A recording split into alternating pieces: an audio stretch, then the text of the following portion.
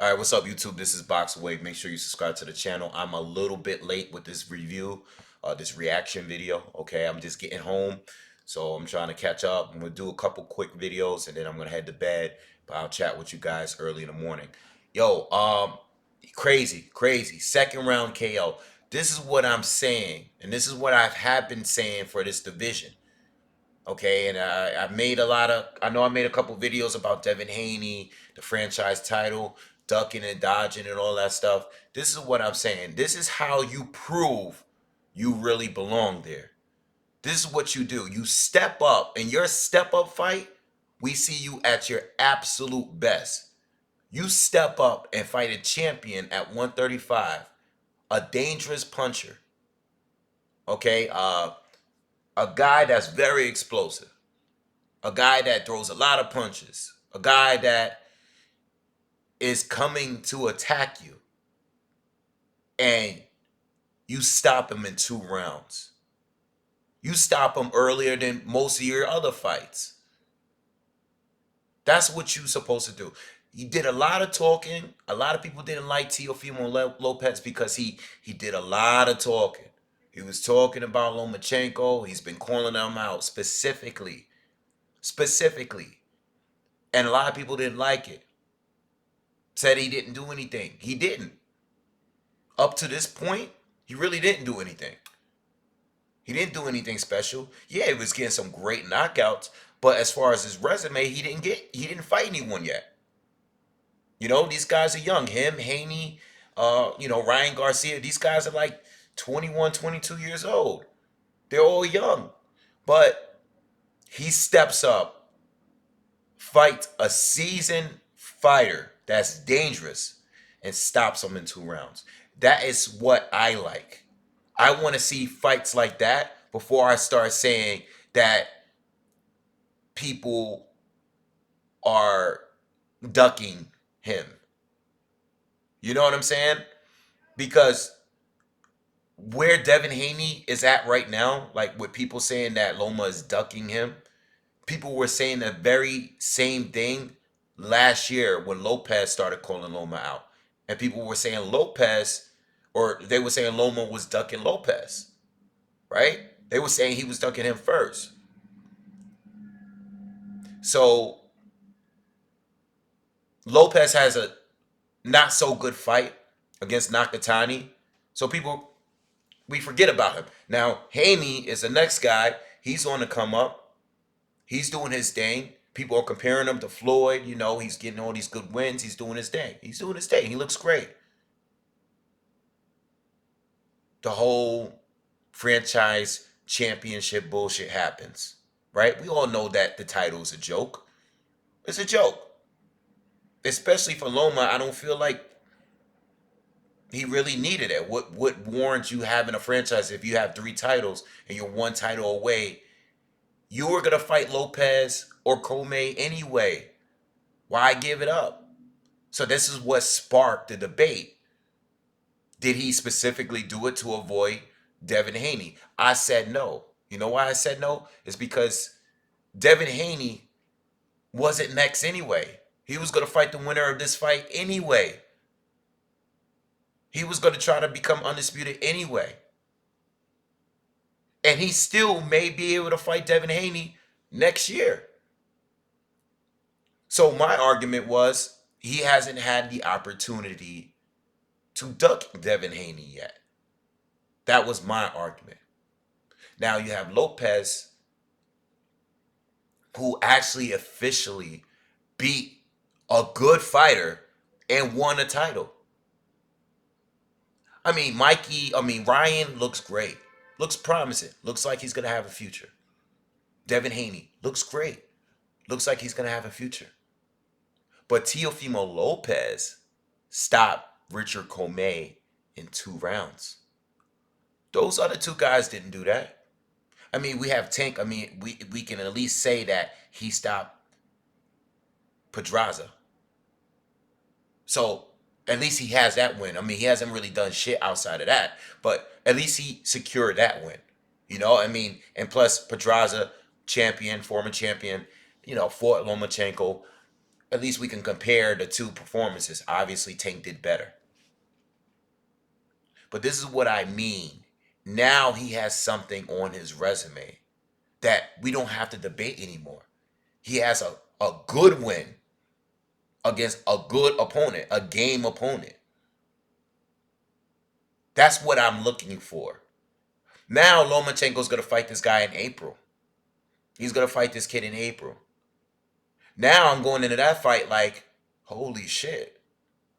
He's just not talking the talk. He's backing it up. And he's stopping people. I love when a fighter steps up and does even better. That means that they're for real. They're not just moving up, they're talking, as soon as they move up, they struggle or they lose.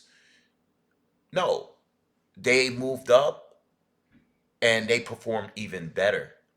It goes to show that this kid can take it to another level if you put him in a ring with someone that's worth taking it to that level. You know what I'm saying? That's what I like about Teofimo Lopez performance, and I like any fighter that's willing to do it. When you step up and you look even better, that's what I love. So all the talking, whether you like it or not, you may not like it. See me, when fighters talk, I don't really mind if they're talking trash. But if you're just doing the talking and you're not performing, like if you would have got his ass whooped tonight, then yeah, everybody would have made fun of him, you know? But he actually backed it up. He looked very impressive tonight, and he did this job. We know that his power is real now because he was able to step up and knock out a game fighter quickly. And I feel bad for Commey because he's a good fighter, and to get beat like that is a little bad. It gotta hurt you. It is a little embarrassing because I mean I did a prediction video the other day. And I said at the very end, like, yo, I'm picking Lopez by split decision. I didn't even think there was gonna be a stoppage. And I mean, I figured if it was gonna be a stoppage, I thought it was gonna be late. The fight definitely didn't go the way I thought, but I thought it could have gone either way. I said my mind was telling me Commey, but my heart was telling me Lopez. Didn't really know where to go. I thought it was 50-50, but I picked Lopez just based on I like the kid and I think he's legit. But I didn't have any proof to believe that. And the views were mixed. I seen a lot of people in the comments say Commey by late stoppage. I seen a lot of people that said Lopez. There's only a couple people that said Lopez early, but not many people. Most people said Lopez late or Commey late. I saw more Commey early than Lopez early. But a lot of people felt like, Commey is a seasoned fighter. Just don't think the kid is ready yet. I even did a poll the other day too. I said, who's most likely to beat Lomachenko? Or who's the most dangerous for Lomachenko?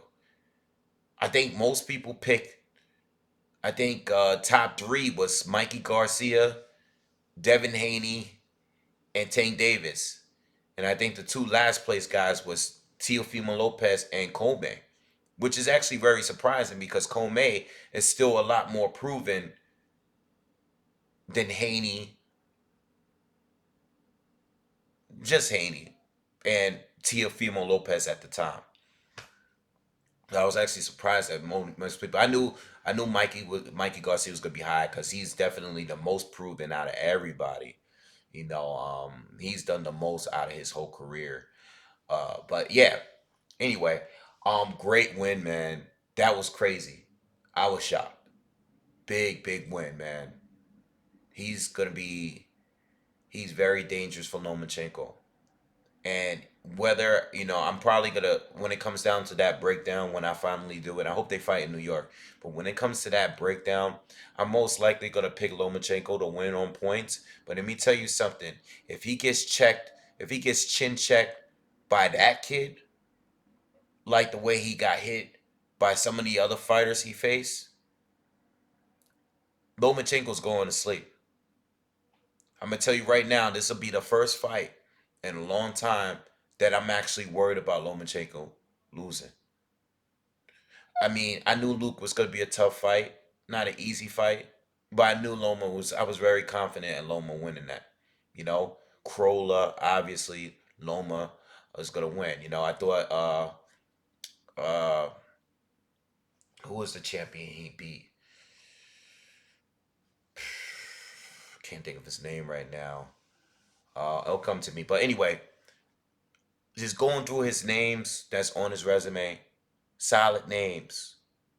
126 to 130 to 135. Solid names. Have I been fearful of him losing a fight? It's been a long time. All right. I probably wasn't really that fearful of him losing a fight since Gary Russell Jr. All right. And that's mainly because of the loss he was coming off of to Orlando Salido. I think that's the last time that I picked against Lomachenko or felt that he had a pretty good chance of losing, you know? But since then, he's fought good fighters, but no one that I was like, going into this fight, he might really lose this shit. Because obviously he's the better boxer, without a doubt. But does he get hit? Yeah. And you get hit by that kid clean like that, you're going to go to sleep. You know, so can't wait for the fight. We get the fight in April. And it won't be officially undisputed, but pretty damn close to it. Hopefully, the winner fights Devin Haney later in the year. All right, if Haney is still holding his title, I know he's going through surgery right now, um, but hopefully he'll get that fight later that year. But we're not even looking at that now. We're not even thinking that far down because this is a real fight, and it should be its own card. It shouldn't be on the undercard of anything. Well, it's not. Lomachenko's usually the main event anyway, but hopefully it's in New York because I want to go to that fight. I'm definitely gonna go to the fight. I wanted to go to this card tonight, but I wasn't able to do it. All right. So anyway, great fight. Uh, I'm looking forward to Loma. I'm still leaning towards Loma to beat Teofimo Lopez, but I can see Lopez. Yo, man, it's very close to being a 50-50 to me because of his power. That power is a game changer. His power is for real, and if Loma's not careful, he's gonna get knocked out. But I'm still leaning towards Loma to win this one by points, on points. All right, but we'll see, we'll see. All right, so anyway, that's my first reaction to it. We'll talk more about it tomorrow, probably. If anything, let me know what you guys think in the comments. Make sure you subscribe to the channel. And this next video, I'm going to talk about Bud. All right, peace.